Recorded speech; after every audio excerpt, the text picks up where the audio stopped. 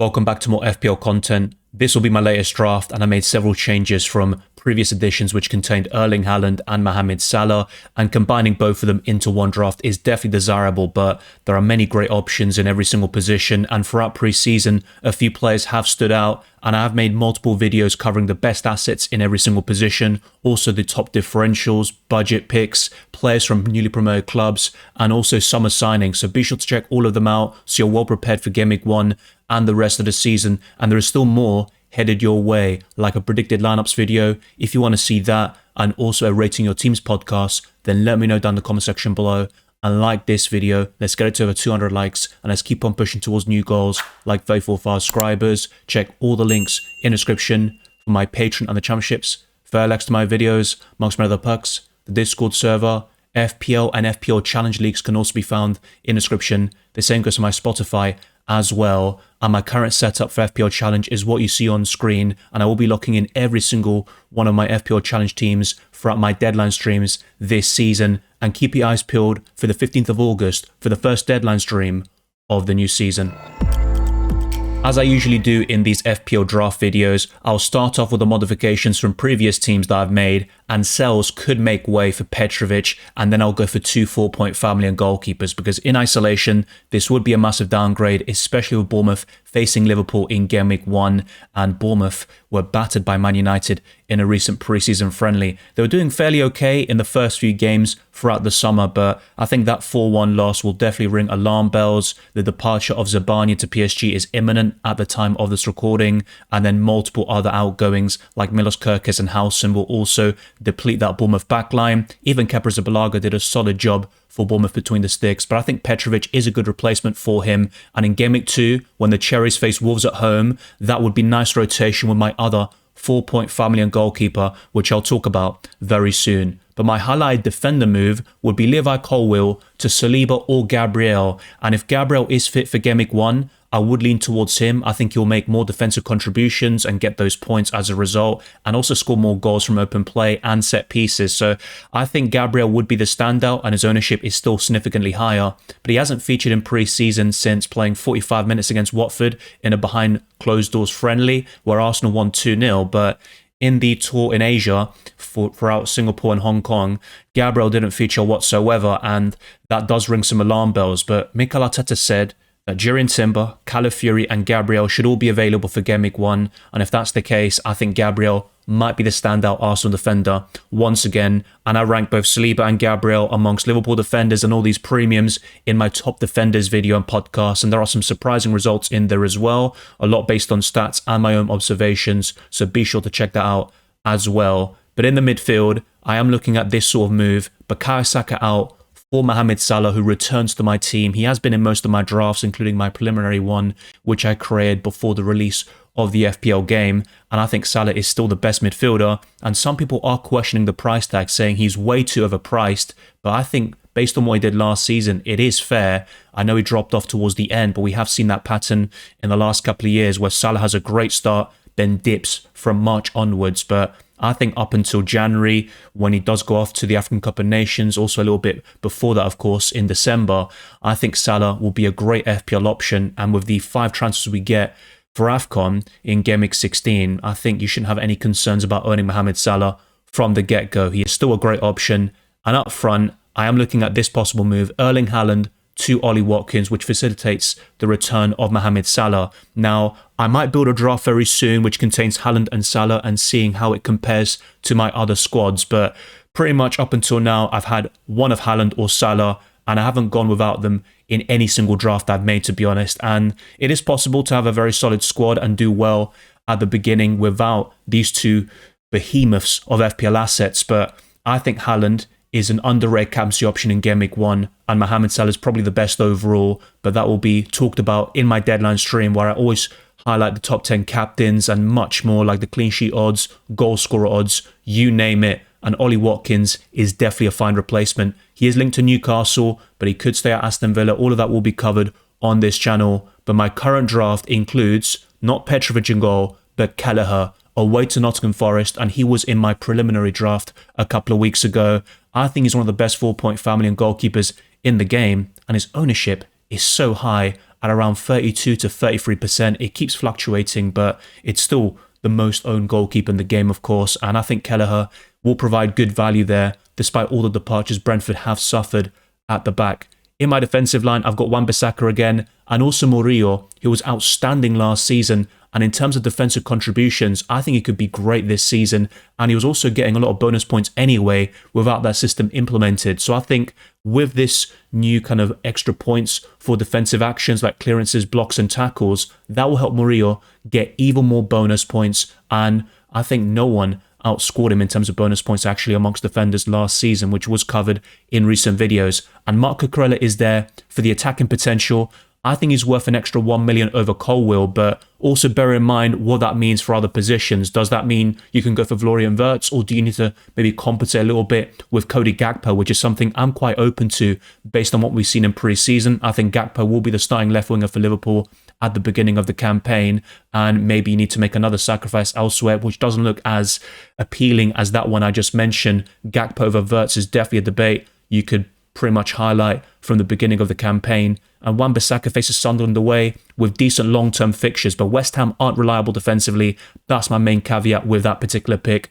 But in the midfield, I'm looking to start 5 of them in this position, and one of my forwards will drop to the bench. So having Salah, Wirtz, Mitoma, Kudus and Ndai does look quite familiar. I have operated with a lot of these midfielders across different drafts, and I'm combining them now into this latest draft, of course, you see now. I think Salah is the best midfielder in the game. Wirtz will be right up there for me, and he offers great value at 8.5 million, but Cody Gakpo is getting more and more appealing the closer we get to that Gameweek 1 deadline, and it certainly helps that he is scoring and assisting quite regularly throughout pre-season and playing a lot of minutes for Liverpool. And Salah did score his first goal actually in pre-season against Athletic Bilbao. Before that, he wasn't playing particularly great, but that was more of the Salah we're used to. He's building up his fitness and the match sharpness, and I think he will continue that excellent Gameweek 1 record where he has 7 double-digit hauls, 10 goals and 8 assists, some ridiculous stats which have also been highlighted in recent podcasts. And Mitoma hasn't scored in pre-season just yet, and Minter was the one who scored a brace in a recent pre-season friendly, and Kudus got 1 assist in, I think, his first game for Tottenham Hotspur as a substitute, but he hasn't done anything of note since then in terms of goals or assists. And Ndai has scored from open play. He's on penalties for Everton, and at 6.5 million, he's by far my favourite Toffees attacker, even over Tiano Barry, who is of decent interest, I think, in that forward line, especially as a mega differential. But up front, I've got Ollie Watkins and Victor Gyökeres, 2 9 million forwards, and it's a different sort of structure what you see here. And I've got a few premiums, of course, in my defensive line, and a nice balance in every single position from my perspective anyway. It's not perfect. I think there is no team that will have, or be without its weaknesses. Every single team will have its flaws, and there are definitely ways to improve. And I think with the amount of transfers we get this season, with AFCON in mind, I think it's probably worth being very open-minded and also using transfers at the exact right time to optimise every single game week. But Watkins is linked to Newcastle, as I mentioned before, but even if he stays at Aston Villa, I'm quite keen on him as an FPL asset. And to be honest, I think the Toon will prioritise Sesko and Visser as the new striker signings if Isak were to depart to Liverpool, which definitely plays a big role in terms of if Gakpo is going to be a significant FPL option to start this upcoming season. Do we just stick with Wirtz and Salah, or perhaps just go for one Liverpool attacker? And how does the arrival of Isak impact Salah in terms of the goal scoring and also the way that Liverpool operate in the final third? So there's a lot of key questions, of course, and we still have a lot of summer signings to go, and that could definitely shake things up. And Victor Gyökeres, I think, will have a mega impact at Arsenal, as I've mentioned multiple times. And he might not,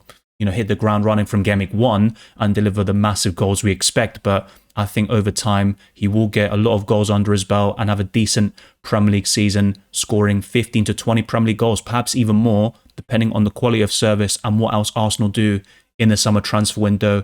They desperately need a left winger from my perspective, and also a creative midfielder or box-to-box player who can really unlock the likes of Gyökeres and the other Arsenal attackers and give Arsenal a different dimension in their attack. But on my bench, I've got Petrovic away to Liverpool. I've also got Martin Guiu, who is second on my bench, and Saliba does occupy that first spot against Man United. And if Gabriel's fit, I would move to him instead. He is my favourite Arsenal defender. And last but not least is Esteve from Burnley. He can get a lot of defensive contribution points and also the odd goal here and there.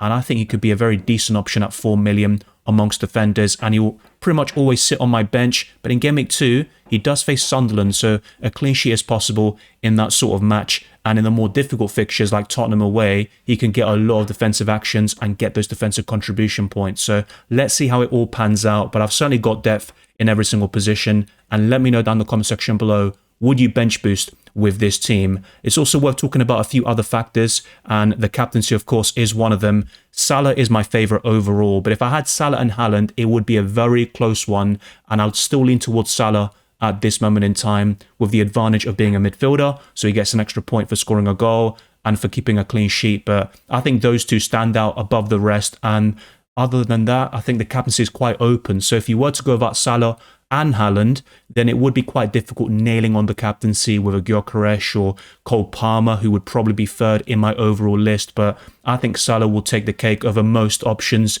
in this game, and that includes Erling Haaland at this moment in time. But let me discuss the prices as well very briefly. I think a lot of you are familiar with them now, especially if you've seen all of my videos, like the best players in every single position. So both Kelleher and Petrovic are 4.5 million. The same goes for Aaron Wan-Bissaka, but I've got three premium defenders in Murillo at 5.5 million. Both Cucurella and Saliba come in at 6 million. Then Mohamed Salah is the most expensive player in the game at 14.5 million. Florian Wirtz is 8.5, which for me is very underpriced. Mitoma, Kudus and Ndai are all at 6.5 million. And whilst we have plenty of options at a similar price tag, I think these three might be my favourites, especially in the case of Ndai, who is on penalties for Everton and fairly decent in terms of bonus points. Both Watkins and Gyökeres are 9 million, which I think are great prices for them. Esteve is 4 million. Mark Guiu comes in at 4.5 million, a new Sunderland signing, which was covered in my promoted clubs video and podcast, so be sure to check that out as well.